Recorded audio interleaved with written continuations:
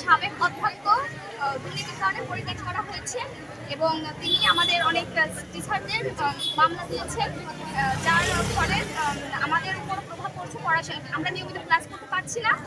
এছাড়াও একটা আমাদের মানসিক একটা চিন্তাভাবনা সৃষ্টি হচ্ছে, এই নিয়ে সমস্ত টিচারদের মধ্যে একটা বিরাস সৃষ্টি হচ্ছে।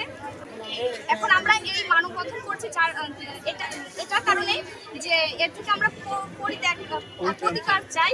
শিক্ষার পরিবেশটা আগের জায়গায় যাতে আমরা আসতে পারি, নিয়মিত ক্লাস করতে পারি, সমসাময়িকভাবে আমরা পড়াশোনার জায়গায় আসতে পারি, এর উদ্দেশ্য হচ্ছে আমাদের এই মানববন্ধন। গভর্নিং বডি তদন্ত কমিটিতে নিঃসন্দেহে মানিত হয় যে উনি একজন দুর্নীতিবাদ।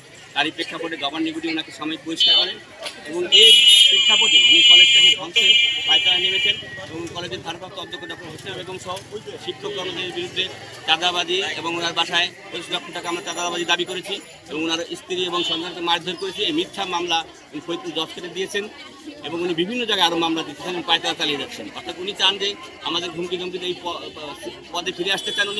উনি নিয়মের তোয়াক্কা করেন না। ফরিদ আহমেদ আমাদের সাবেক প্রিন্সিপাল স্যার মালামালগুলো বিক্রি করে বেড়েছে। ওই পাশে একটা দরজা ছিল, তা বিক্রি করেছে, বিভিন্ন টিন মিন টাওয়ার বিক্রি করেছে, বেঞ্চ একখান লোহার বেঞ্চ পালিভাড়া সেটাও বিক্রি করে উনি বাসার ভিতর নিয়ে। আর যে প্রিন্সিপাল ছিলেন উনিও ফ্যাসিস্ট, তাকে ওনারা বিভিন্নভাবে তার সাথে থেকে তার দুর্নীতির পথটা আরও সুগম করে দিয়েছে, যার কারণে তিনি অভিযুক্ত হয়ে গেছেন। এবং অভিযুক্ত হওয়ার পরে আমার যে দায়িত্ব দিয়েছে, এখন আমি চালাতে গেলে তারা ভিতরে থেকে এমন সব আমার কোনো কাজ মানে ভালো হলেও তারা অনিয়ম ধরবে, আমাকে বিভিন্নভাবে প্রতিবন্ধকতা সৃষ্টি করে তারা আমার কাজকর্মকে ব্যাঘাত করার চেষ্টা করছে। এই অবস্থায় বিভিন্ন সময় বিভিন্নভাবে তারা এই কাজ চালিয়ে যাচ্ছে এবং অবশেষে ফরিদ আহমেদকে বুদ্ধি পরামর্শ দিয়েই হোক, যেভাবেই হোক, ফরিদ আহমেদ আমাদের নামে ডাকাতি মামলা দিয়েছে, আমাদের 7 জনের নামে।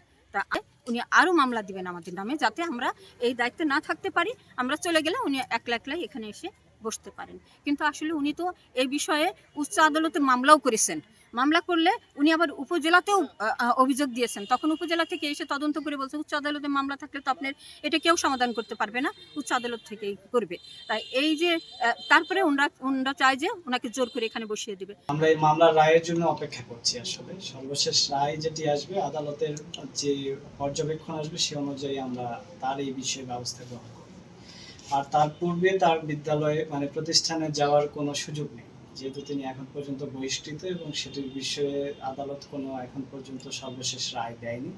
এই কারণে তার এই প্রতিষ্ঠানে যাওয়ার কোনো সুযোগ নেই। যেহেতু তিনি বিভিন্ন ধরনের সমস্যা তৈরি করছেন, এই বিষয়ে আমরা আরও কি ব্যবস্থা নেওয়া যায়। যেহেতু তিনি অলরেডি বহিষ্কৃত অবস্থায় আছেন, তার মানে তিনি বেতন ভাতা সবকিছু বন্ধ আছে, একটা শাস্তির আওতায় তিনি আছেন।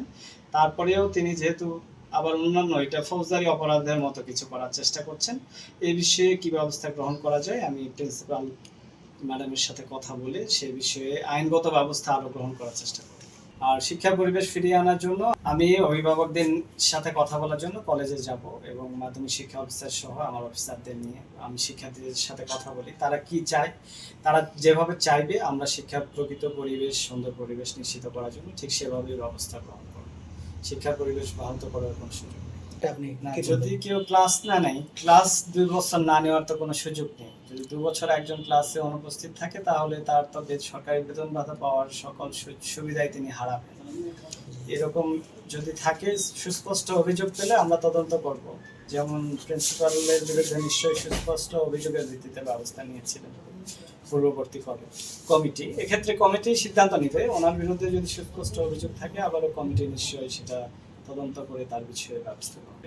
সরকারি বলতে এটা বেসরকারি প্রতিষ্ঠানের এমপিওভুক্ত প্রতিষ্ঠানের শিক্ষকদের সর্বশেষ নীতিমালাটা দেখে এটা এই বিষয়ে কথা